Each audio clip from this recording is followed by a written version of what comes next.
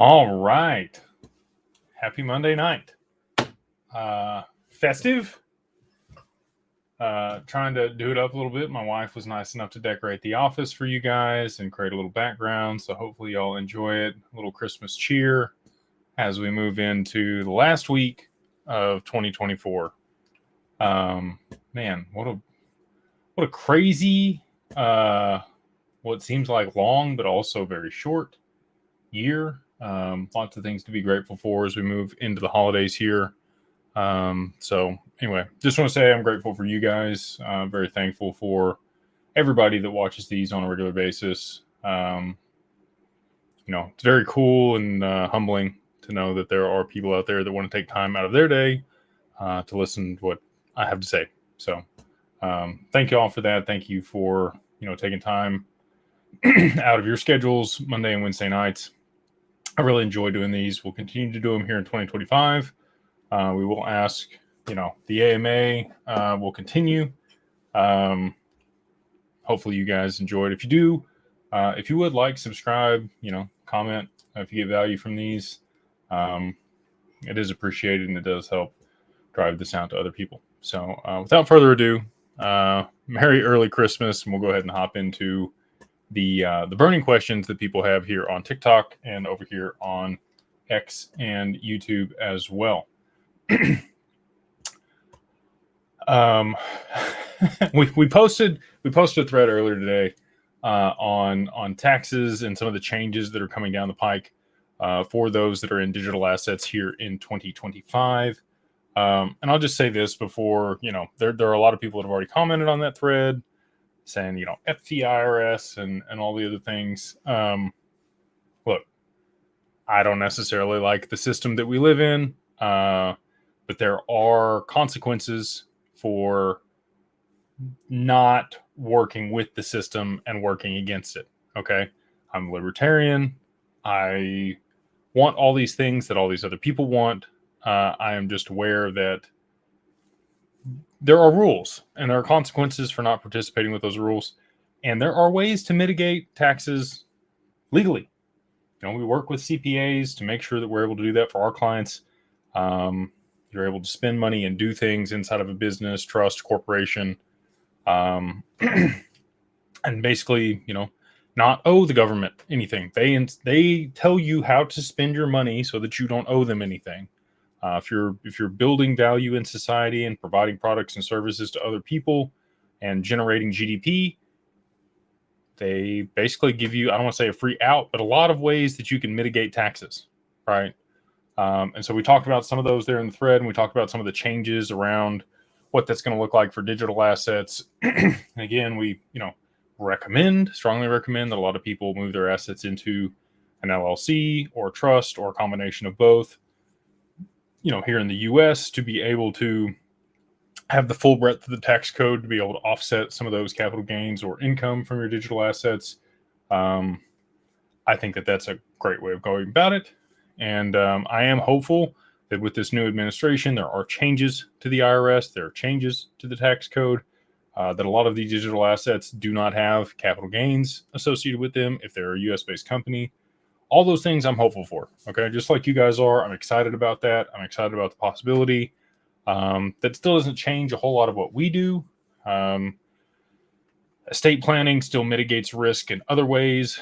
And moving your assets into an LLC or trust does not just absolve you from paying taxes either. It actually makes it, more of a reason for you to file taxes and work with professionals to be able to do that. So anyway, I just want to start with that. I know there's a lot of people with their strong opinions when it comes to taxation without representation or all the other things that were posted there. But I will just say this, again, there are consequences for not paying your taxes. And until all the rules are changed and we do get some new legislation or Congress passes stuff and things are different, that's how things are going to be. So again, our CPAs, they just work with the existing tax law to be able to mitigate taxes and reduce taxable liability for our clients. And if that's something you're interested in, you can check out, digitalfamilyoffice.io. We have connections and people that we'd recommend in that circumstance. Coming down to the end of the year here, so hopefully you've been proactive and already had conversations with your CPA if you have made income in digital assets. But if you haven't, you can always file a 1028 and reverse your tax year and pull it back to September 31st. And then you get, a whole nother 10 months to be able to figure that out. And that's what I think we'll be doing for the majority of our clients if they do take profit here at the end of 2024.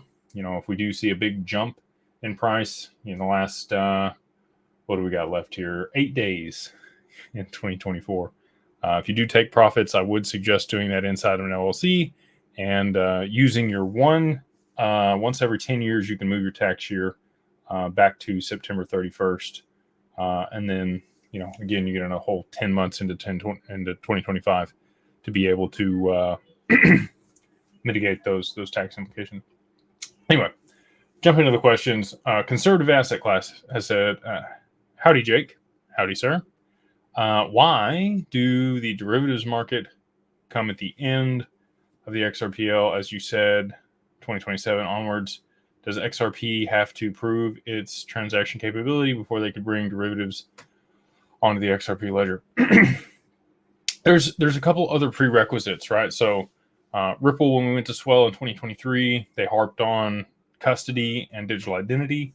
Both of those things have really been kind of fleshed out here in 2024, and they are prerequisites for the adoption of the XRPL as an institutional grade software system for transactions at scale globally across financial institutions and other enterprises. Those things are in place. You still need smart contracts. And we don't have those native to the XRPL. And for the XRPL to be able to scale to the TPS required, you have payment channels. You have some other infrastructure, the DEX and other things that allow it to, move at 1500 TPS or greater, or scale to even larger levels of TPS if you add up all the payment channels. If you added smart contract capability directly to the mainnet, it would slow those things down, right? So you can look at Ethereum and the gas fees and things associated with it. It's kind of a give and take. Hedera is a completely separate type of infrastructure that is secure. It's built on Hashgraph instead of blockchain. It's a bit different, right? A little bit more robust in security. Not to say everything would be built out there, but you have private networks and other things that can attach to the mainnet to be able to settle transactions.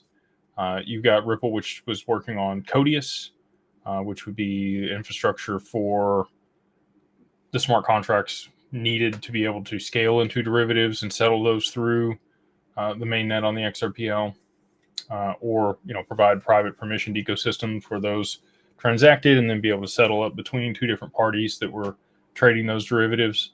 There's just some more things that need built out and fleshed out. Like you mentioned here, the adoption. People need to become comfortable with transacting over the mainnet on a regular basis. These banks and institutions, I think, once they see the efficiencies that are created here and increase their margins, they're going to want to scale this to other parts of their operations, and derivatives is one of those. You need some type of accounting mechanism to be able to identify the risk associated with your exposure to derivatives. Maybe there's another catalyst that comes along, another collapse in the derivatives market, or something bad that may occur that may push them toward tokenization of derivatives. I don't know. But I do think that 2025 is mainly going to be focused on payments, smart contracts around payments, back-end settlement for real world assets, so financial products, potentially the back end of the stock market.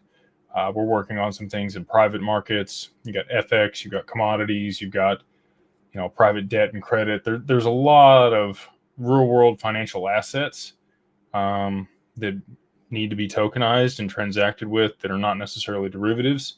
And those are kind of the underlying components. Derivatives are representations of value used in other financial products or things that are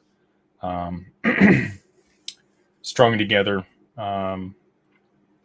like collateralized debt obligations.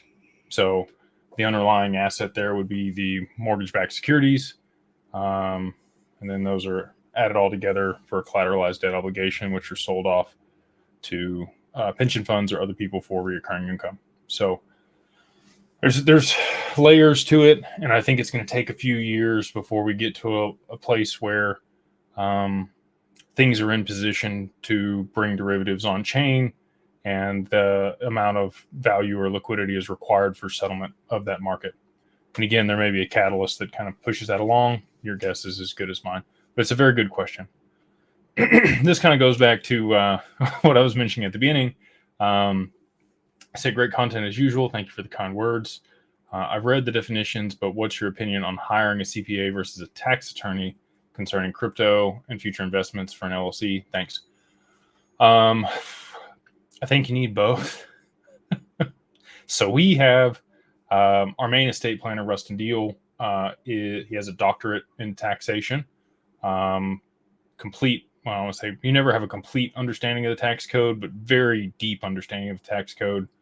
He is a tax attorney by trade and works with our clients to establish entities in order to be able to mitigate tax, and consults with them on things that they can do to be able to mitigate tax. Tax attorneys are not going to be filing your taxes, right? So your CPA, your certified public accountant, they have the certification in order to be able to file taxes on your behalf and orchestrate that return, and represent you against the IRS if they were to audit you later on, right? So obviously your tax attorney would probably be involved in that process, but you're going to want both. If you have a really good CPA, they may have a deep understanding of the tax code, but there is some, I won't say conflict of interest. You want somebody to be able to audit their work or work with them to be able to mitigate your taxes. I remember listening to Robert Kiyosaki when I was younger. I'm sure you guys have read Rich Dad Poor Dad. If you hadn't, I would highly encourage you to read that book. Definitely changed my paradigm around business and investing and money and how debt works. But aside from that, there's times when he's spoken. Had the pleasure of meeting him in person a few years ago at the Super Bowl in Phoenix. And, he talks about going into business like a rugby team. He's got accountants and attorneys and CPAs and this team around him that helps him perform at a high level in business. So I wouldn't say it's an either or. I would say it's an and or both. For anybody that is serious about mitigating taxes and has more than $5 or $10 million to manage, I don't want to say again they're both required, but at that level, I haven't seen anybody perform well that didn't have both. Big G says, Jake, would you ever consider dropping XRP at any point? Say another 5 years passed with little ROI. At what point would you call it quits? I've already been here that long. I haven't lost conviction during that period of time. We haven't seen adoption at scale globally for the new payment infrastructure for instant settlement. If we saw adoption globally for instant settlement for SWIFT, the back end of the stock market, FX, commodities, the derivatives market, all those things that I believe will utilize the XRPL to settle that value, and it wasn't the XRPL somehow. I don't want to say it can't be, but pretty confident in that. At that point, yeah, I would look at something else. I would look at Hedera. I would look at a lot of the other things that interest me, but until we see full scale adoption for whatever network is going to settle all that value, it's under my opinion, not financial advice, for the entertainment and educational purposes only. That's XRP and the XRPL. And so if we saw something else adopted in that capacity, at that point, I would no longer hold it, but I'm highly confident that that's not going to be the case.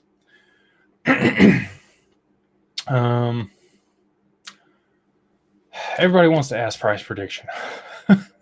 I get it. I'm going to say it depends, right? Depends on adoption, utility, what capacity and to what level the XRPL is adopted as a protocol that settles value globally for institutions and banks. Does it get 10% of Swift? Does it get all of Swift? Is it FX markets? Is it commodities? Is it the back end of the stock market? All those things I do think will be, involved in some capacity by settling those transactions over the XRPL by the end of 2025. And if that is the case, I would expect that XRP would be required, or it would need a value of somewhere north of $2,000 to $10,000 to be able to settle all of those transactions at scale on a daily basis for the volume that would be moving over the network. So it's my prediction, by the end of 2025, at a minimum 4 digits, potentially more than that, depending on what is being settled on the network or through the network and XRP on a daily basis. Matty B, what's going on, brother? He says, do you believe Anchorage is the best institutional custodian option? Who are their competitors? I wish they could custody XLM, HBAR, XDC, Algorand, and more. Thankful for you, brother. Merry Christmas. Merry Christmas, Matty B. We've talked to all the custodians. Okay. We've talked to Kraken. We've talked to Fidelity. We've talked to Anchorage. We use Anchorage, obviously, for our clients. We did have accounts at PolySign and Standard Custody before all of that shook out and Standard Custody was acquired by Ripple. And now, they're migrating their backend infrastructure to Medico. Medico also is the backend infrastructure for Archax and Zonix. Have ongoing conversations with both of those institutional custodians. We've talked to Hex Trust. We've talked to Komi Inu. We've talked to Bakkt. We've talked to all of them. There's been no stone unturned. For the insurance component, for the benefit of accounts, the segmented, siloed, not rehypothecated, insured, bankruptcy remote service that Anchorage provides, along with the security, with the keys sharded across the HSMs that they work with, for our ability to sign transactions, interact with the most protocols, their ability to work with us on our needs for our clients and supporting us in that capacity. We've talked to Gemini, we've talked to Coinbase. If they weren't the best option, we wouldn't be working with them. There are other custodians that are great options for people that are running fund strategies. Anchorage is the absolute best option for anybody running an RIA that wants one account and manage, clients' assets specific that are brought to them. We are the only company globally that is doing what we're doing at the scale that we are doing it. Not anybody else. I looked for them. I tried to find them. I couldn't. We had to build what we have for people. So I am with you. I would love for them to custody XLM, HBAR, XDC, Algorand, and more. Archax has that. Zonix has it. They don't have their insurance in line with where we need them to be. I've talked to Graham. Got his number. I can call him anytime. Great guy. I love what they're doing over there at Archax. I think it's fantastic. As soon as they have that piece in place, it's definitely something we want to have for our clients. Again, we've got other infrastructure that's required to be able to do the reporting and billing for all of the clients underneath Digital Wealth Partners. OnRamp is the only TAMP or turnkey asset management platform that does those things currently for digital assets. Again, there just hasn't been any demand by wealth managers that are managing assets in institutional custody like we are. So anyway, answer your question. I think so. I think they are the best institutional custodian option for an RIA that are managing or working with clients to manage their assets. And I am confident that by the end of Q1, they will have XLM, HBAR, XDC, and potentially some others that we're working with them and pushing, for them to be interoperable with. It's like there's so much red tape, and then there's also the interoperability component. It's not an easy thing to start a custodian, and over time it's going to be less and less profitable because as more people move into the space, like BNY Mellon and a lot of these other large institutional players that have built out some type of infrastructure with Medico or Fireblocks, they're going to cut rates, and then other people will be acquired. I think over the long term, custody will likely end up being a free service, and there'll be ancillary services that these institutions and us are able to offer clients that far exceed the value of just the custody. Anyway, so hopefully that's probably way more than you wanted, but I appreciate the question. Over here on TikTok, this is a small community that made a club for XRP owners. Yeah, I could say that, not necessarily just XRP owners. We had a gentleman reach out to us today that has a large portfolio of real estate, and he's got, 5 or 6 other digital assets, none of which included XRP. We have other clients that hold Bitcoin and ETH that we consult with and provide services for. I have an affinity and a bias for that specific asset. And so to your point, aggregated a lot of clients and other people that are interested there specifically. But we work with other people that have significant allocations to Cardano, 80, XDC, XLM, a lot of the utility-driven assets. I would agree with you there. But yeah, it's not just specifically XRP, even though I would say that probably does end up being a main topic of conversation on this channel, and hopefully that's okay. And hopefully you learn something from that, which would be good. Let's see here. Victor says, how are the holidays for you, and what are the major moves you're looking to intentionally act on? Love from CA. I always like to take this week. It's kind of slow here around the holiday. Everybody, not a whole lot getting done. People are taking vacation and stuff like that. So I take this time and I write down things, goals, and what I want to accomplish the next year, and try to work that back into OKRs or objectives and key results for each one of the businesses that we have. We have year-end meetings with all of our employees and discuss their goals for 2025 and ours, and how we can align those and what the themes are going to be. Just really trying to nail down where we're headed, how we're going to get there. And so, those are the key things this week that I'm working on and talking to our employees about and manifesting, but yeah, I appreciate you tuning in, Victor, and hope you have wonderful holidays out there in California. CJ says, you're the best. Thank you. What date? What date? Will Swift start utilizing XRP for settlement? So by the end of 2025, there's a date at the end of 2025 where all of the institutions and people utilizing that network to settle do have to be ISO compliant. ISO 20022 is not instant settlement in and of itself. It's a messaging language that allows people to settle and not have to reconcile the information, and that way you can have instant settlement. Okay.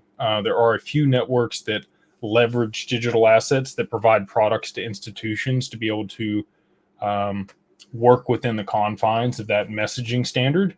XLM and XRP are the two assets that are used to settle transactions, and the companies, Ripple, R3, and Stellar, or Stellar, they utilize Hyperledger Fabric, offer these services to financial institutions, and are compliant with that messaging standard, which then can be used to enact instant settlement if the institutions so choose to do so. Right now, they work with fiat rails, but they are able to migrate to those two digital assets when that's okay to do, regulation and a few other things pending. So sometime within the next 12 months would be my answer to that. Maybe sooner, depending on catalysts and other things.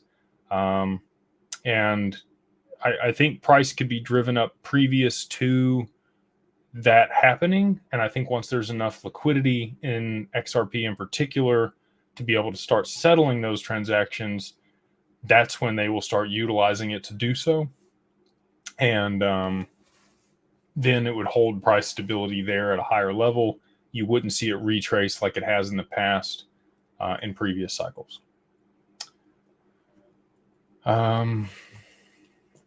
Corb says, do you still recommend the Decent wallet despite the non-open source code? Thoughts on Tangem?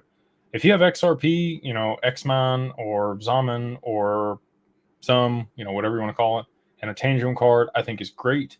However, if you're holding other assets aside from XRP, I do prefer Decent, despite the non-open source code. I think that prevents people from hacking it. I would prefer that it's not open source. I like the biometric. I think that they've done a really good job of making it intuitive and user-friendly. You can, add a 25th seed word to make it even more secure if you chose to do so. I think that they do a good job, and it's probably a good Christmas gift. I don't know if it'll be in the link for this video, but we almost in all of our videos, we have a link for Decent. If you cannot hold your assets in institutional custody, that is the cold wallet that I would recommend. I've used them in the past, still have one. I think that it's a good product.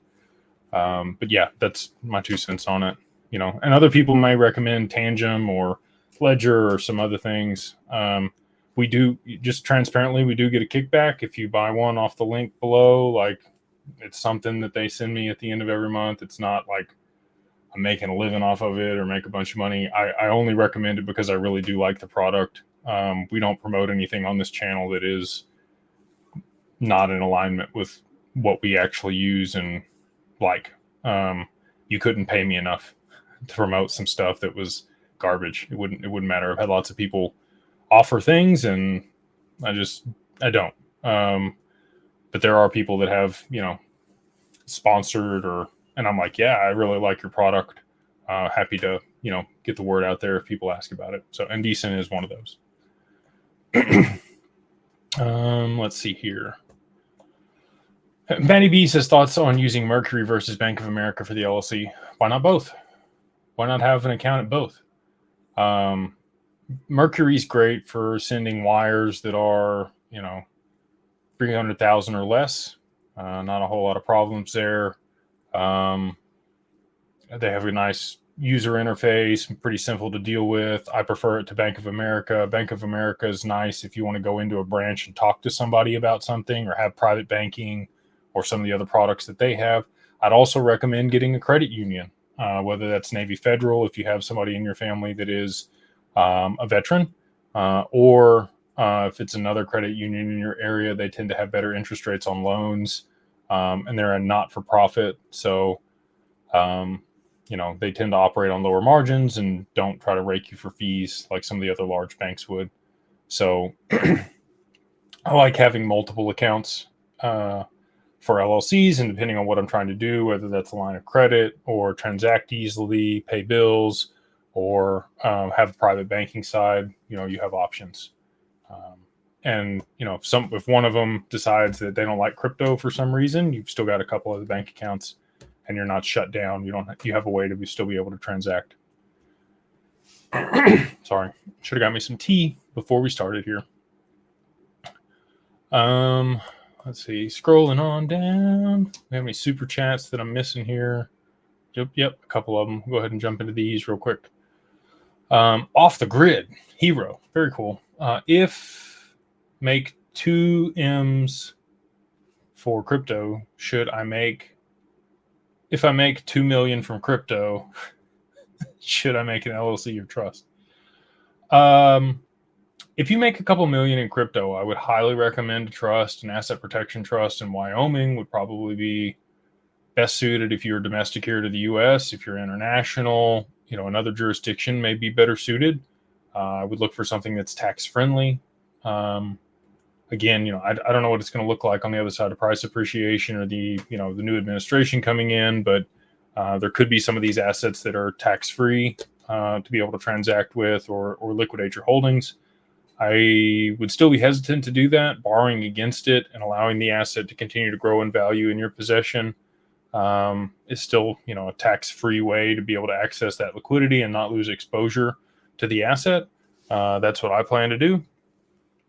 Guys asked about tax strategies over here. Borrowing against your assets is a great way to mitigate taxes.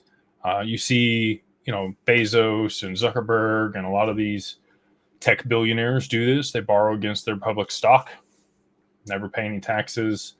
There's still a payment schedule and an interest rate, but if that's inside of a PPLI policy, just let it run up. Let it run up. You can refinance it. You can borrow again once the asset's appreciated more and pay off the original loan and have more liquidity. And you can do those things with a trust or an LLC. You can still do it in your personal name, but it's not going to be something you can write off or offset your income with. So yeah, a couple mil, I would definitely recommend looking into a trust for holding your assets outside your personal name and providing you with a way to be able to offset some of the gains or taxable income that you may have received. If you're taking profits, you definitely want to do that inside of an LLC or trust. Emilio, I'm going to butcher your last name. Emilio says, when do you think XRP will start taking off? It's already started taking off. It started taking off in November. It was 50 cents for a long time, and we had a run up in a very short period of time of, almost 4x on your money. I think that's just the tip of the iceberg. I think, that's the bamboo shoot like breaking the ground before it shoots 90 feet into the air. I think that you have, we've been given just a few more weeks here by the grace of God to continue to acquire some of this stuff before it really does go buck wild. I think the end of this year is going to be very interesting. And, as we move into 25, even more fun. Joe Peace, good to see you, man. Hope you're doing well. Merry Christmas to you and your family. Worked with Joe Peace a long time ago. I've probably known Joe longer than almost anybody else that I've seen in recent years. I worked with him at Fortune 500 company back in my very early 20s. And I still have a pair of shoes that Joe gave me back in the day. So appreciate you, Joe. Again, wishing you and your family a very Merry Christmas. And I do want to give a shout out here. I got some Christmas cards from people. People are nice enough to send those. Jack and Leslie, I did get your Christmas cards here. Thank you for these. I will distribute them to our team. They're very much appreciated. And you guys, just thank you for all the support and the kind words. It's really cool just to have good people around you, people in the mastermind. Got 1,100 people in the mastermind at this point, which is just mind-blowing to me. The culture there is fantastic. Everybody wants to help everybody. Everybody has aligned interest, investments in these digital assets, and they want to continue to grow their wealth and make sure it's secured on the other side of price appreciation, which I do believe is in the very near future. As the new administration moves in, Gary's on his way out. The lawsuit seems like it's pretty close to over. And I do think a lot of these utility-driven assets are going to start being used here in 2025 and thus have pretty significant price appreciation. So anyway, thank you, Jack and Leslie, for the Christmas cards, and shout out to you guys here on the air. Randy, how are you, brother? Appreciate you in the super chat. He says, Jake, I can't even begin to convey how much I appreciate your leadership in the space and how you've radically changed my life's trajectory. Wishing you the absolute best holiday ever. Thank you, Randy. You guys are awesome. I like I said, we had our little chat in the mastermind that we have on Mondays earlier today, and just super grateful and blessed for everyone in my life. So many people reach out, and it's the messages like this that keep me going. There are hard days, and what we're doing, things are not always as great as they seem. Not everybody knows me at an intimate level. 24 has been not the easiest year for me in my life. It's been worth it. I will say that. I feel like the progress that's been made this year in a lot of different business endeavors have been very fruitful, but that's come at the cost of some other things in my life. So anyway, thank you for the kind words, and it's special to me to know that I have made some difference. That's all I want is just, if there's one person out there that listens to this and this helps them in some way, just start to think about, their life at a grander scale and believe that they're capable of more. And they start to think about how they're going to manage this wealth and be proactive and set themselves up for success by finding professionals or putting their assets into an LLC. Or seeking the knowledge in order to be able to be successful, which I know Randy does all the time. He's in the mastermind. He's great. So thank you. JB, Merry Christmas. When completing the 1099 DA, yes, I knew this one was coming, and your assets are in a single member LLC, you still file the intent document under your personal name versus the LLC, correct? No, it would be under the LLC because the assets are owned by the LLC, and the wallet address that they are now in is also owned by the LLC. So you would file it under the LLC's name. And just to kind of walk through this, because there's been tons of questions today. Clinton Donnelly, I guess, had like a little walkthrough deal, and I think there's some miscommunication on that side. Taking a snapshot of your assets on December 31st, you should do that, but that's not your basis. Okay. Like let's say we had a 100x run up in one of these assets and you take a picture of it on December 31st. Your basis is not now 100x where you bought that for capital gains. Okay. I would love it to be, don't get me wrong. Like, don't shoot the messenger here. Okay. Your basis is where you bought that at. You have an opportunity to change the basis to the average basis for what you acquired all those assets in the past at. Okay. So you can look back through there and do the math on that if you want to, and just say, hey, moving forward, my basis is this for these assets. But, and we talked about this with Clinton. If you moved your assets into an LLC earlier this year, prior to price appreciation, you can point to that number, whatever that is. It's going to be pretty close to the average of what you purchased them at. Let's see, even if you bought a bunch of XRP at like 20 cents and you moved them into your LLC at 60 cents, it's still pretty close. Okay. Even though that's 3 times higher, it's pennies.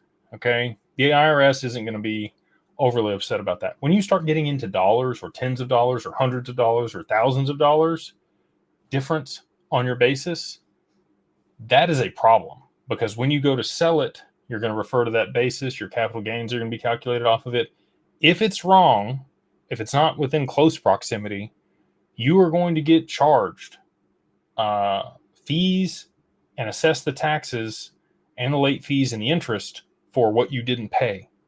Okay. And that's why it matters if it's dollars, tens of dollars, hundreds of dollars, thousands of dollars difference than what your actual basis was. So just be aware of that. Again, don't shoot the messenger here. I know some people are getting excited and they think they can move their basis, 1000x or 5x or 50x or whatever it is in comparison to where they bought the assets. That is not the case. You need to be pretty close, right? It can be an aggregate total of when you bought all the assets and what the average is, but it's not going to be whatever the value is on December 31st. So, again, I think there may be some miscommunication with that. You still want to take the snapshot on December 31st for, the filing. But I'm telling you, the basis itself is not going to be the value or the dollar of that on December 31st. Let's see here. Staying cute. What's up, man? He says, how was it being reported that South Korea valued XRP at $50 while it's still $2.35 in the US? So on other exchanges in different jurisdictions, it trades at different values. You know, if there was a surge there and somebody screenshotted it, it could be on just one exchange, right? It could be on some nascent exchange that nobody's ever heard of and doesn't have a bunch of volume or XRP to sell. And there could be a short squeeze on it or demand and supply problem. So, you know, just because it's on one exchange at that value does not mean it should be the same value across all the exchanges. I mean, you saw that with Bitcoin early on, right? That's how Sam Bankman made his money. He would buy Bitcoin on one exchange for a low amount. He'd send it to another exchange where it was trading for a higher amount, and he would make the spread. And that's how people arbitrage markets. So, yeah, it could definitely be a different price. $50 seems crazy, you know, but again, there may be a supply shortage on that exchange for the volume. Angus, thank you for the super chat, brother. Cheers. Merry Christmas. Happy holidays to you and your family. Sir, did you, I'm assuming, hear anything about quantum computer hacking your XRP ledger to steal your XRP? Proud to be, I don't know if that's a legitimate one or not. You could hack Bitcoin. It's a 256-bit encryption. But no, the XRPL ledger has never been hacked. Casper did get hacked not too long ago, which was, we just re-interviewed, you know, the gentleman there. Lee Hughes says, Jake, remember that tax guy you had on your show a few months back? Can't remember. Can you refresh me with what the episode was? Fighting bad sinus infection. Thank you. It's Clinton Donnelly is that gentleman's name. And in that episode, we talked about what the 1099 DA was, the safe harbor period, and pointing to when you moved your assets into an LLC and being able to use that price as a reference point for your cost basis. Even though you're going to take the snapshot again on December 31st, you're going to point to the cost basis being whatever you moved your assets into the LLC at. So yeah, Clinton Donnelly is that gentleman's name, and you should be able to search that in my video channel search and find that. Bunch of different people going back and forth over here on TikTok. Appreciate you guys. Did no spike with RLUSD launch in Japan halting spike, ruining $10 XRP? No, I still think we could see, you know, a significant upside in XRP by the end of the year. Again, that's pending Japan and the reverse carry trade. That person's asked that question a bunch of times, so sorry, I'm just now getting to it. Why is Coinbase limiting the amount of crypto I can purchase? A lot of exchanges do that. You're going to want to get with an OTC desk. Uphold, Coinbase, Kraken, all of those will limit you and your ability to purchase a certain amount of digital assets unless you have an OTC account and likely an enterprise account with them for your LLC or business.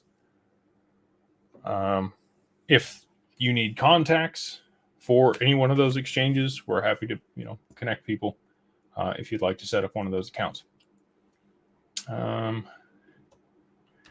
Thank you, Dennis. He says, what's your conviction level on Flare?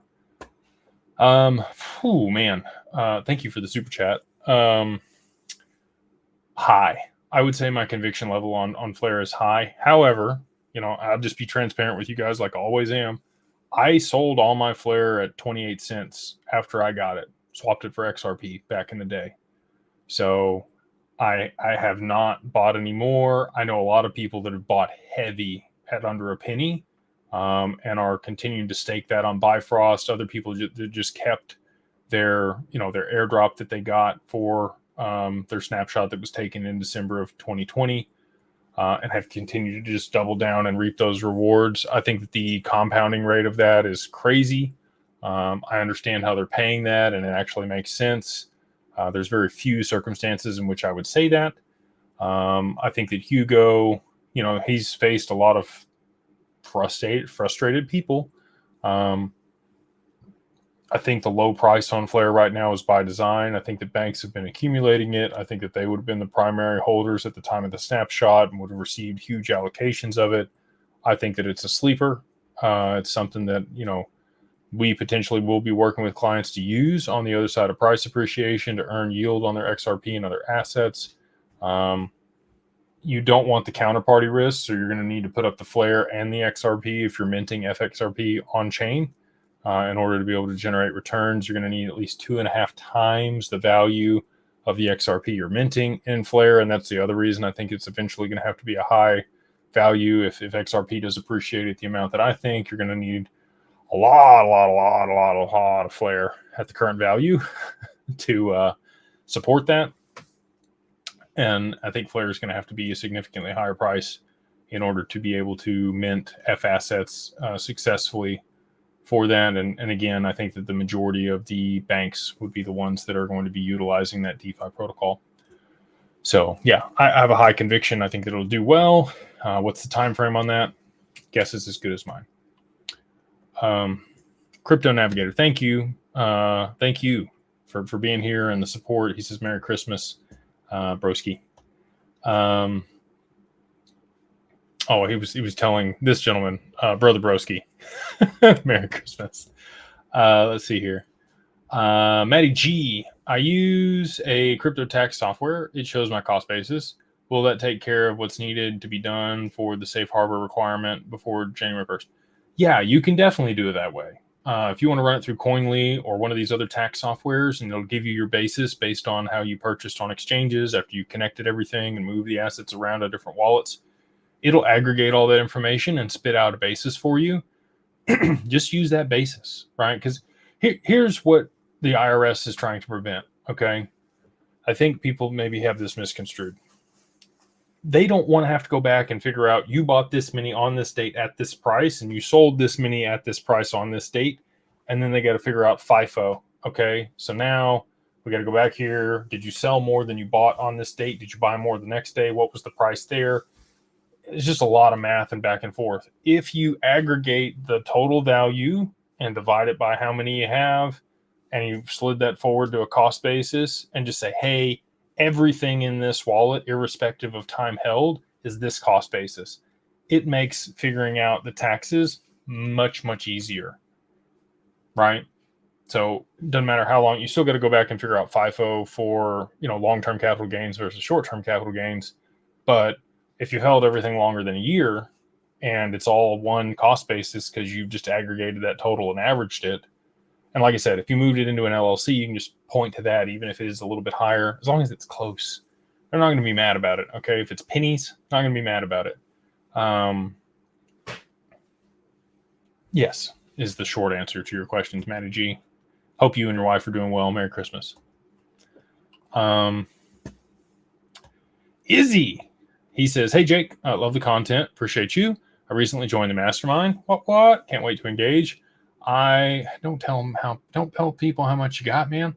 I hold over 50,000 shares of XDC. They're not shares or tokens. And I'm super bullish. I agree, super bullish. What's your outlook on XDC moving forward? Thank you for the super chat. Don't tell people how much you got. Super bullish on XDC. We're actually working on a way for people to be able to earn yield on their XDC in the mastermind. So if that's something you guys are interested in, might join the group over there sometime in late January. We will be rolling that out to the group. Completely separate. Well, I don't know that it'll be separate of Digital Wealth Partners. Might be in tandem. We'll see how it works out. But you will be able to earn yield by participating there on your XDC. And for the amount that you have, I don't know if we're going to be able to do that. I can't talk about private deals that we're doing in the group. Join the group. Happy to have that conversation. Message future if that's something you're interested in, or myself. If it's adopted for trade finance, I think you could see a $1 to $5 XDC in the next 12 months. I think that's completely reasonable. There's going to be other people that say more than that. I have a hard time understanding why it would be more than that if that's the use case that it's going after, and I understand the volumes and value that would move there. But just my 2 cents. We are about an hour in. I'm going to hang out for about an hour and a half tonight, and then we're going to shut it down and let you guys enjoy your holiday with your families. I don't know if we're going to do Christmas Day on the live, just so you guys know. You know, we might do Wednesday, we might not. Just depends on, you know, my family situation and also price appreciation. If we get some crazy price appreciation, I'll be on here. Let's see here.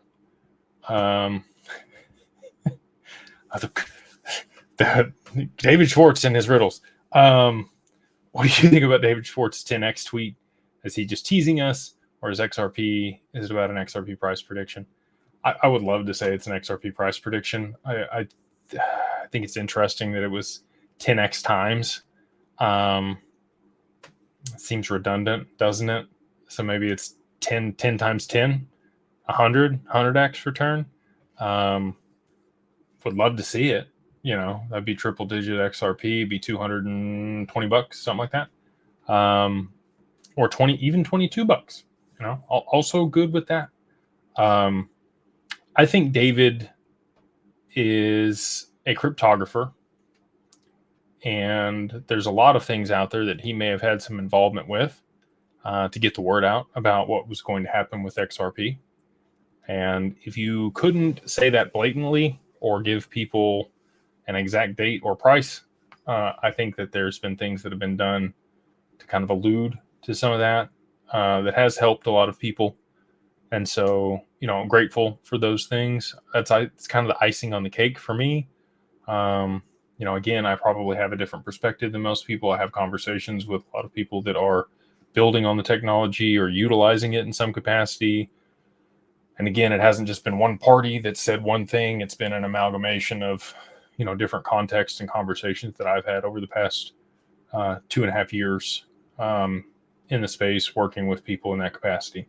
So, yeah, he could definitely be teasing about price, but I think his lawyers would get him if that were the case.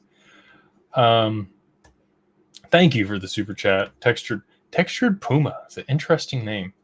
They say, hey, Jake, as price rises, doesn't transaction cost rise too? Also, if XRP hits 30K, one drop would be 3 cents. Would it still be able to transact in increments less than 3 cents? Does that not mean $10,000 ceiling? Good question. So $1 million XRP would make a drop $1. You can go down to 1/100th of a drop or 1/10th of a drop in order to be able to transact on the XRPL. So even the drops themselves are fractional, and they can reduce they'd have to vote. All of the validators would have to agree, but they could reduce the cost of transactions on the network if price were to appreciate beyond a point where it was reasonable, which I would hope so. You know, it'd be great to see a $30,000 XRP. I do think at some point that will happen. I think $50,000 and $100,000 XRP, you know, 2030 and beyond is possible. You know, if we have metaverses and you have other planets and other economies that all need to be interoperable in some capacity and all utilize the XRPL to do that. Again, seems like a sci-fi film, so I get it if that seems a little out there. However, you know, if Elon gets his way, I'm not going to bet against Elon. If he wants to colonize Mars, I think that dude's pretty sharp, and he'll probably get his way. It might take him longer than what he thinks, but he's probably going to do it. So you would need some way for interstellar commerce to happen, and the XRPL would be a way to do that. So, yeah, I think those prices are, you know, someday prices, definitely not tomorrow. But yeah, you can kind of break things down. Even a drop can be fractionalized, and they could vote to reduce fees on the network in order to be able to scale if price were to appreciate beyond that level. So really, really good point. I appreciate you saying it. It's definitely something I've had conversations with other people that are, you know, validators on the network about. And again, thank you for the super chat. let's see here. Randy's super chat. Let's see if I missed any other ones. Trying to make sure I didn't miss anybody.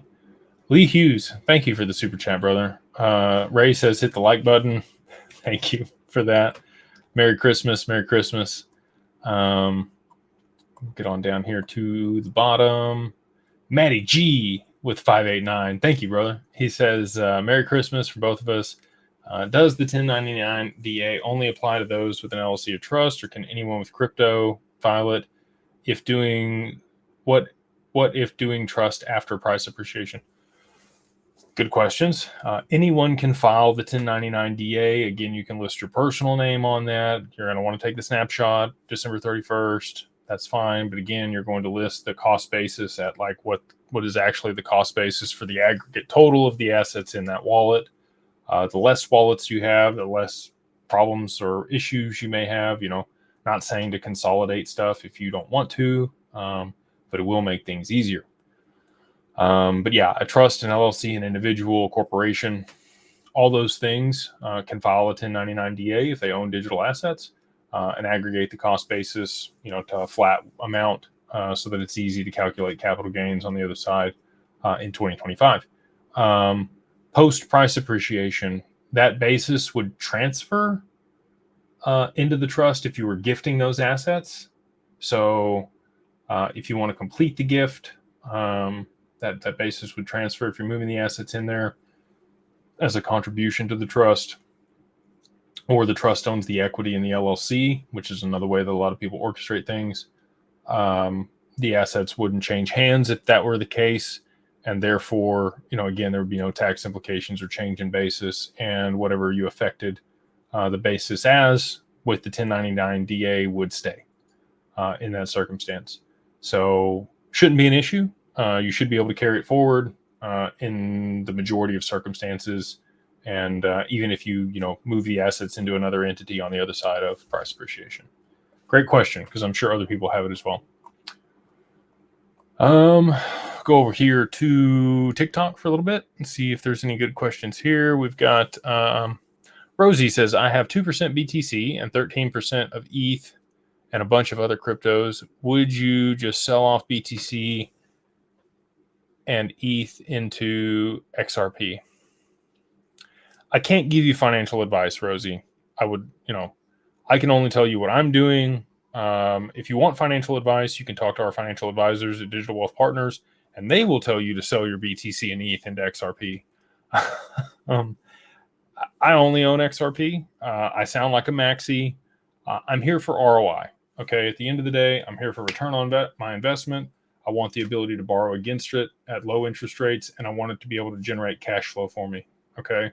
I think that the upside on XRP is significantly higher than Bitcoin or Ethereum at this point. I wish I'd got into either one of those earlier on. I think that XRP will move to a significantly higher price in a much shorter period of time because it has been suppressed for the past 7 years.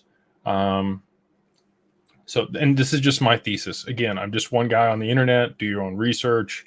Don't just, take my word for it. But again, you make your own choices with your assets. I can't make those choices for you. I would talk with a financial advisor. We have some on staff at Digital Wealth Partners. If you would like to talk to them, again, they have strong convictions that are similar to mine. So if you want a balanced, opinion, I don't know that you're going to find that in this space. I think a lot of people are like, if they're BTC and ETH, they're BTC and ETH. If they are, XRP and utility focused, they're probably going to be on that side of the fence. I say that our CIO, Matt Schneider, who wrote this book here, Warren Buffett in a Web3 World, has a very balanced approach to digital assets. We manage a fund, or he manages a fund, and he has a significant allocation to Bitcoin and ETH and Solana, along with XRP and other utility assets in that fund. I would say of the people I know, he probably has the most balanced approach to that. And again, he may have a conversation with you and may tell you are appropriately diversified. For me, diversification is a hedge against ignorance. I'm I believe that. There's been lots of times I have been diversified in my life because I wasn't sure on something. I didn't have high enough conviction or understanding of it in order to know for sure what was going to happen. This will probably won't be one of, a few, maybe one or two times in my life that I have absolute conviction on something that it's going to happen.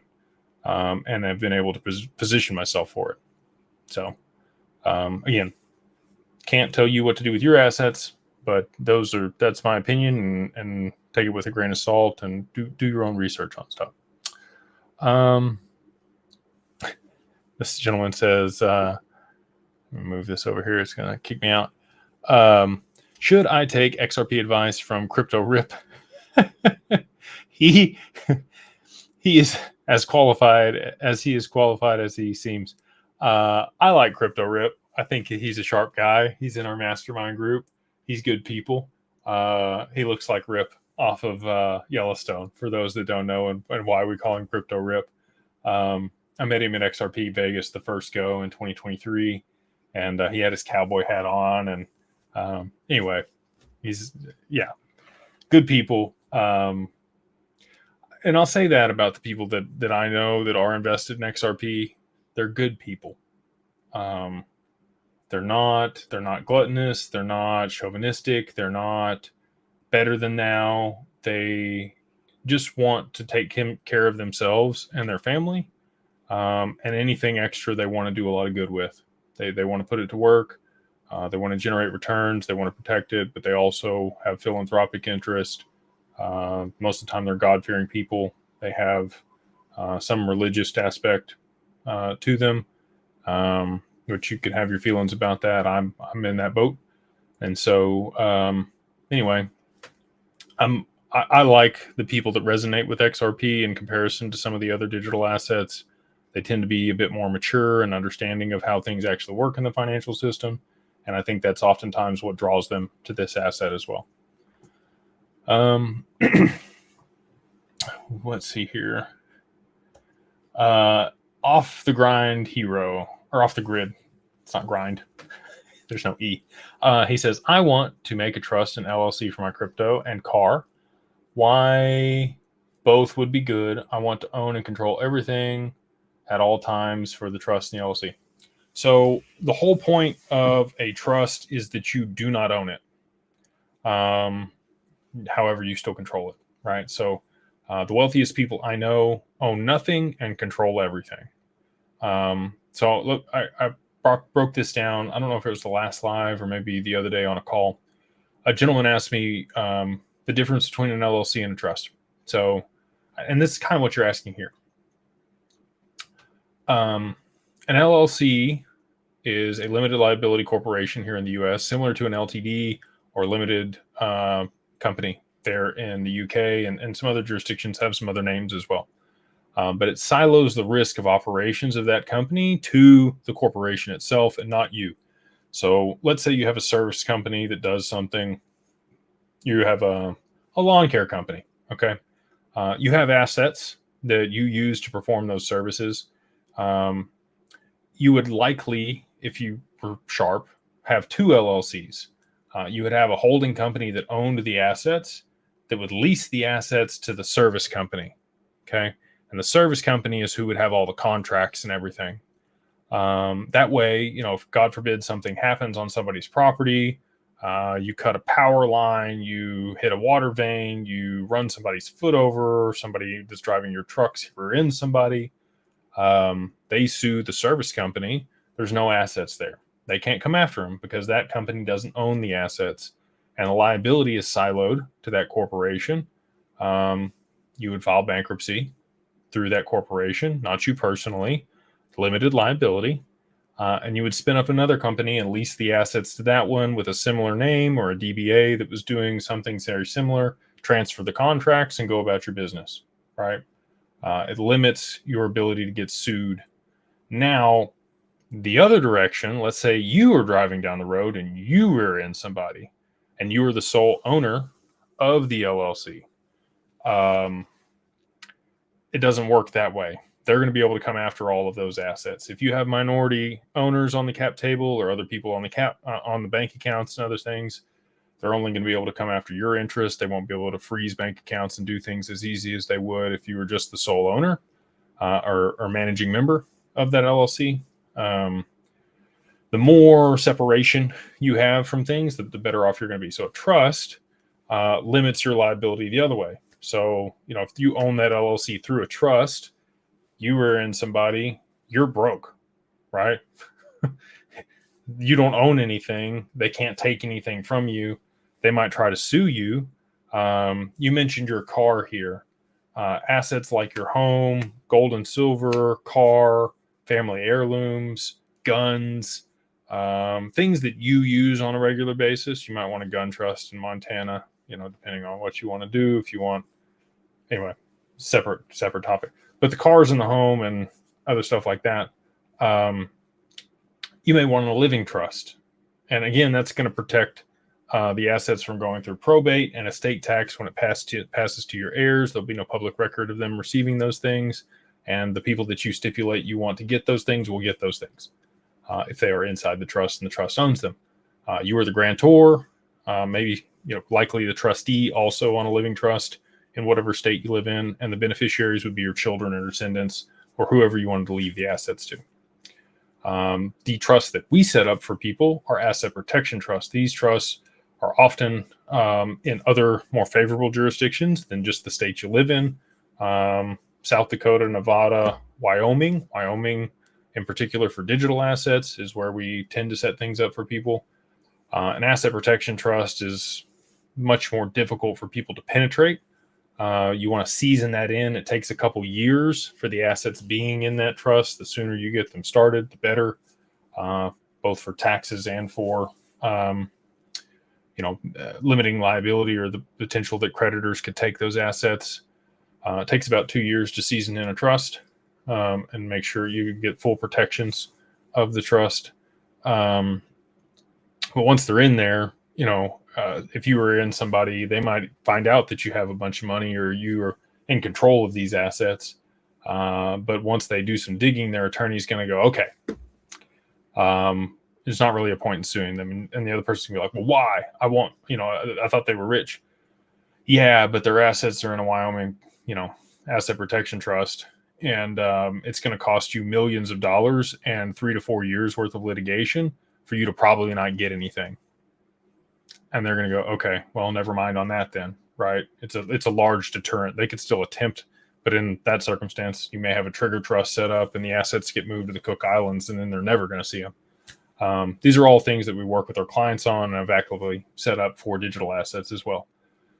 So anyway, I rambled on there, but hopefully you have a better understanding of the difference between an LLC and a trust, what type of trust you might want, and what assets would go in those things depending on, how you wanted to silo liability. And again, we have estate, like I know enough to be dangerous with all this stuff. Our estate planners are the absolute best in the US for digital assets. In my opinion, I've sought them out, work with them. Our main estate planner, Rustin, has done more asset protection trusts for digital assets in Wyoming than any other estate planner in the nation. Doing more doesn't always mean that you're better, but in most circumstances it does. Martin, he says, do you think they will wait until T+0 is up and running to start using XRP? If not, what would be the purpose of starting to use it before T+0 is implemented? I think those things are synonymous, Martin. I don't know how you could have T+0 without using a digital asset for settlement. The only way that I'm aware of that they could even have T+0 would be to utilize XRP. I don't know of another avenue that would allow for that. So I don't think it's an either or. I think it's an and it's synonymous with one another.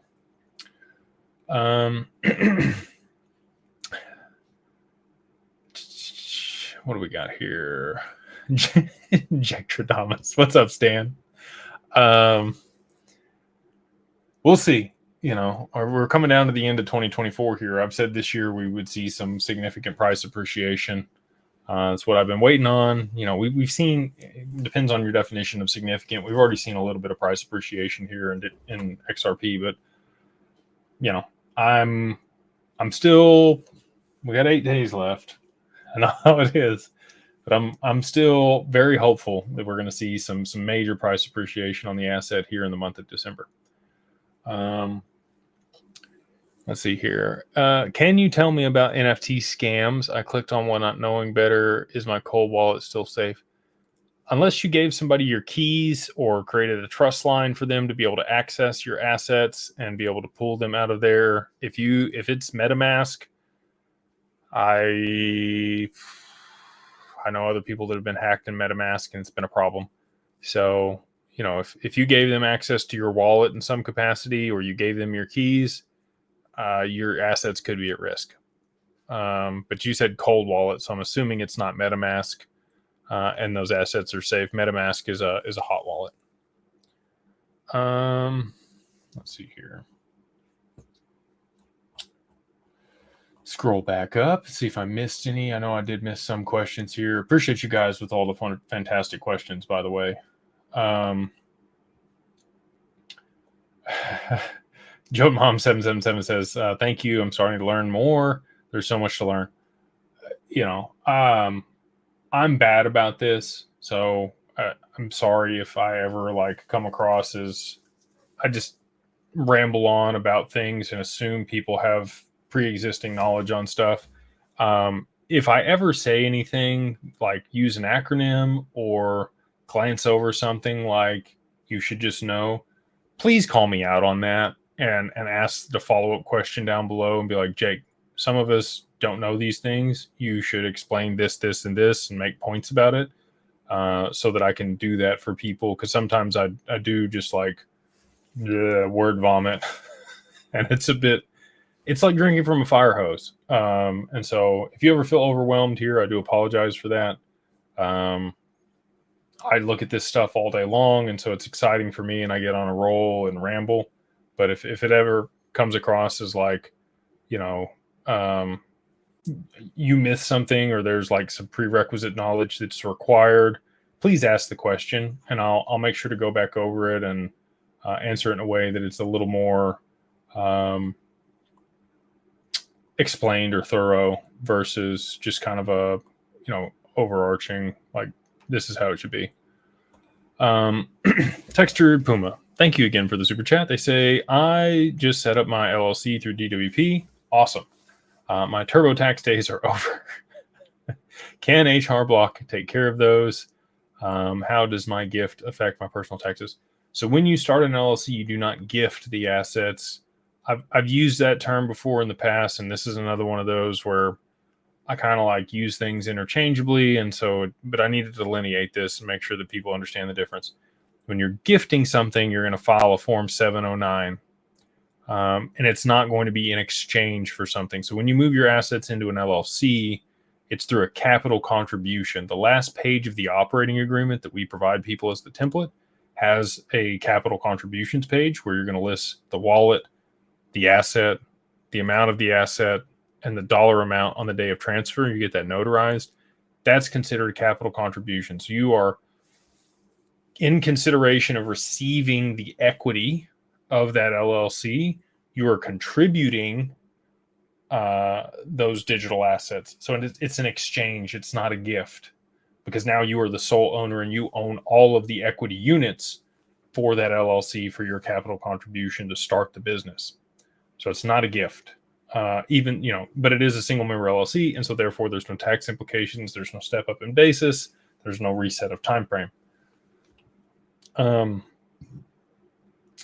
I will say this, unless your CPA is familiar with filing business taxes, they may make some mistakes on that. Just recently, we interviewed a partner for digital assets that's very good, very, very good at individual taxes. They did not know that about moving your assets into an LLC and how that worked with the capital contribution. They thought it was a taxable event. which would be problematic, right? If we recommend clients over there and they don't understand, business law and tax law around business, that could be an issue. So I would find a CPA that files business taxes regularly and is familiar with digital assets. We have them. Happy to make recommendations. Smart people that we work with that are familiar with both things. I've found more and more and more that is very unique set of individuals that we've been able to seek out, and work with that are proficient with this stuff to the level that's required in order to do it correctly. Just not a whole lot of people here domestic in the US that, one, have dealt with digital assets, and two, H&R Block. I wouldn't recommend H&R Block. Anything that is a mass market to the public, probably not going to do a good job with business taxes. And there are exceptions. There's always exceptions to that rule. There may be a CPA that worked as a standalone consultant, and now they work for H&R Block and brought their business over there, their book of business over there. That is proficient with that, but they are few and far between. So I would seek out people that are, working independent, that have high net worth clients, that file their taxes and are used to filing corporate taxes or business taxes. And hopefully, again, they have, some type of knowledge on digital assets, but unlikely. We've got five different CPAs that we work with now that I would recommend that are all sharp and can help you. Some of which are not overly expensive either, by the way. Emilio says, do you think the price of XRP is being suppressed on purpose? Yes, I do. That's all I'll say there.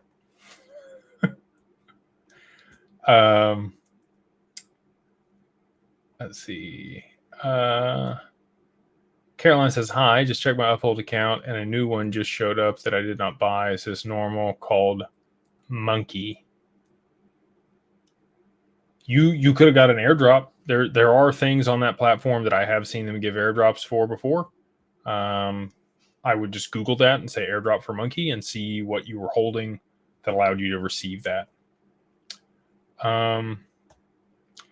Yvette says, good evening. Good evening, ma'am. In addition to crypto, do your estate planners handle people's other assets? Yes, they do. They're proficient with real estate, private equity, traditional stocks and bonds, pension plans, IRAs, other financial products, structured products, mutual funds, insurance policies, the whole gambit. Whatever you have, they are highly proficient with all those things.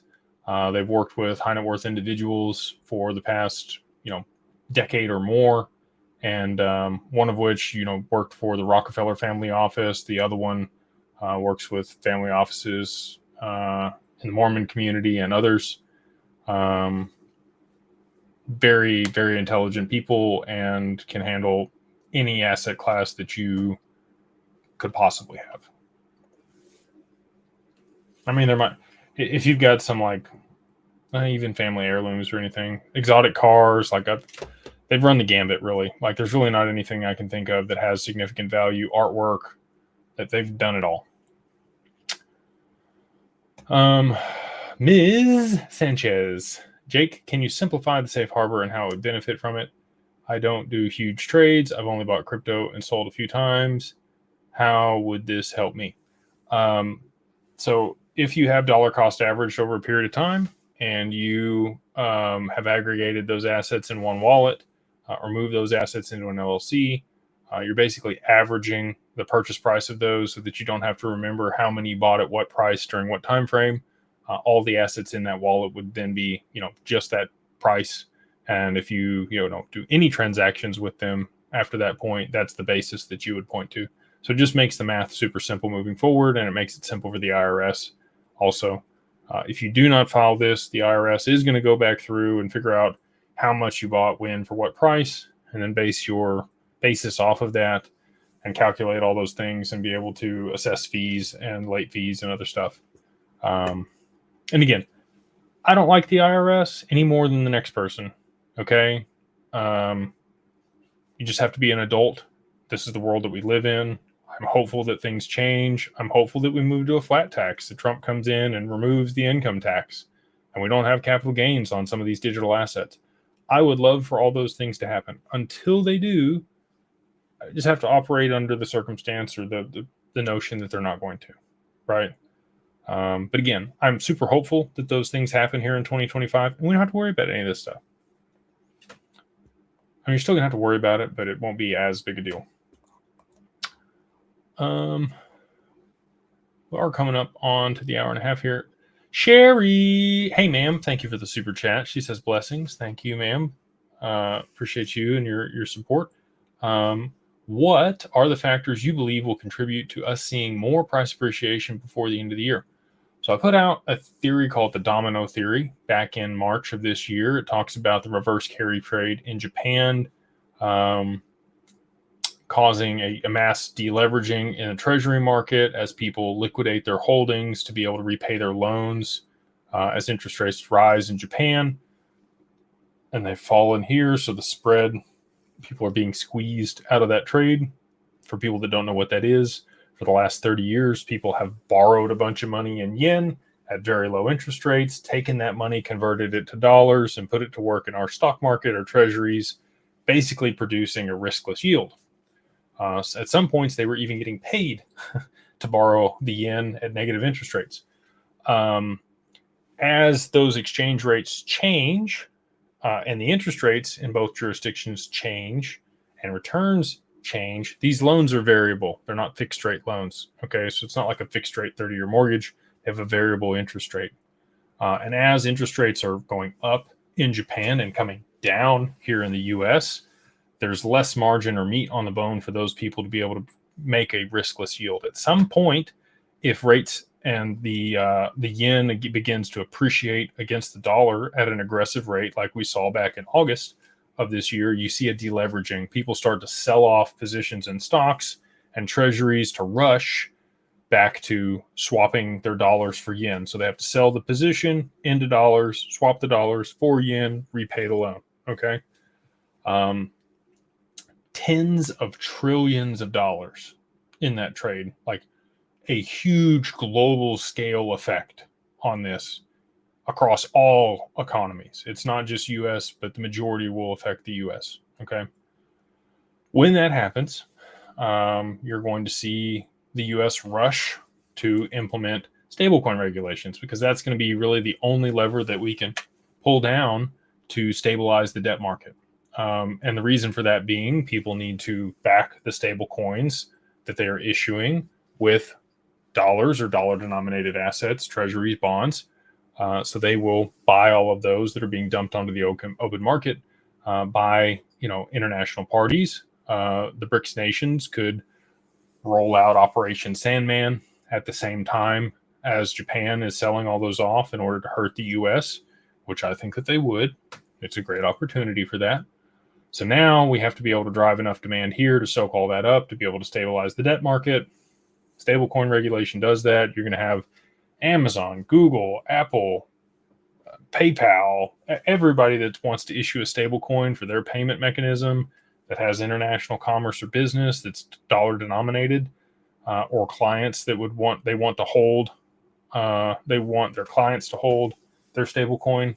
They'll buy up all those treasuries, which is great. That gives full clarity to XLM and XRP as bridge assets, because that's what they, the definition of those assets in that bill. Aside from that, that then gives the US government the ability to go after Tether. We're already going to see Tether have problems in the EU here. Most people have already de-risked over there, but it's fully delisted come, the 30th of this month. And that gives opportunity for a lot of other people to step in and provide liquidity aside from Tether. If there was no other stable coins to step in at scale when Tether was sanctioned or frozen, that hadn't been listed on exchanges yet and didn't have enough liquidity in them, they'd have to seek out another option. XRP, I think, would provide a great option for that. Shane Ellis theory talks about 589 and how the price of XRP could go to that if just one exchange started using it in that capacity. But I think the key is Japan and them raising interest rates or starting to use XRP at scale to be able to settle their transactions.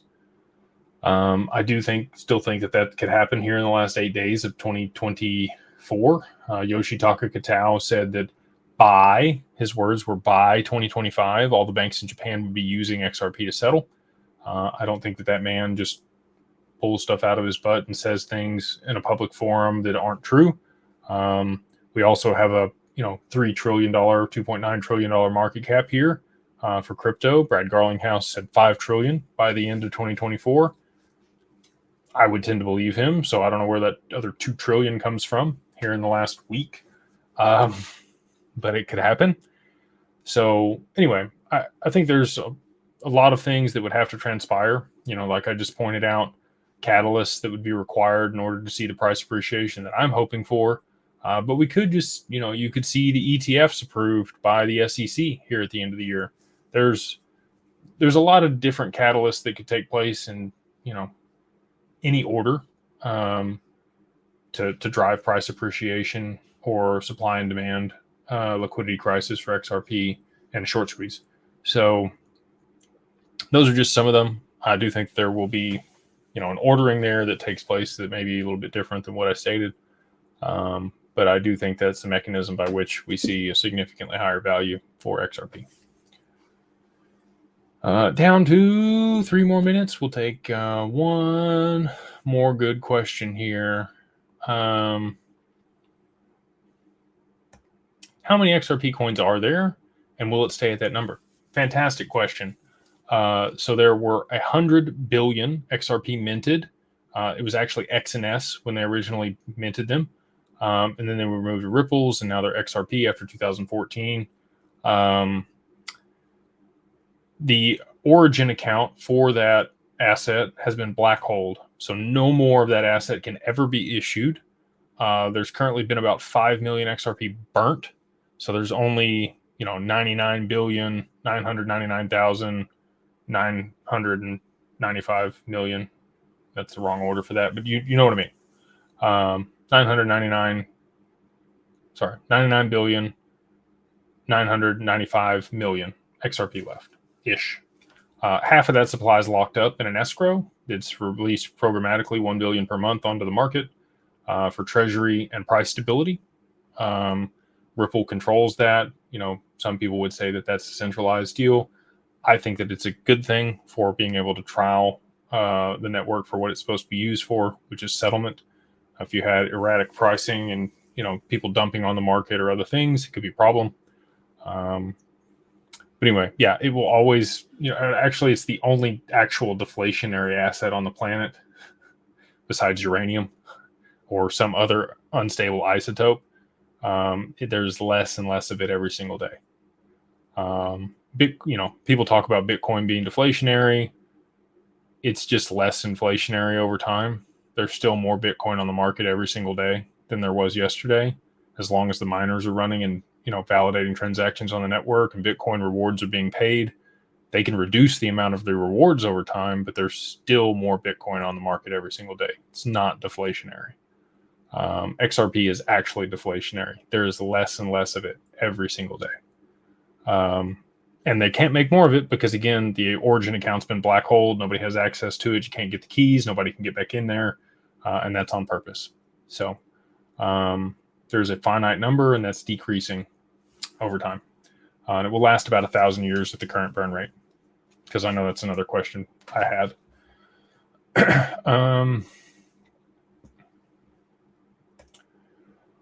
Marco, XRP either goes to 10K or 0. There's no in between, right? There's definitely in between. I mean, we're in between right now. But yeah, over the long term, I think that it goes 10K or higher, or it's either a dent in the universe or goes away completely, like Ripple said. I, at this point, am positive on dent in the universe. So 10K or more over the long term. On that note, I think I am going to wrap it up. I hope you guys have a wonderful Christmas. Spend some time with your family.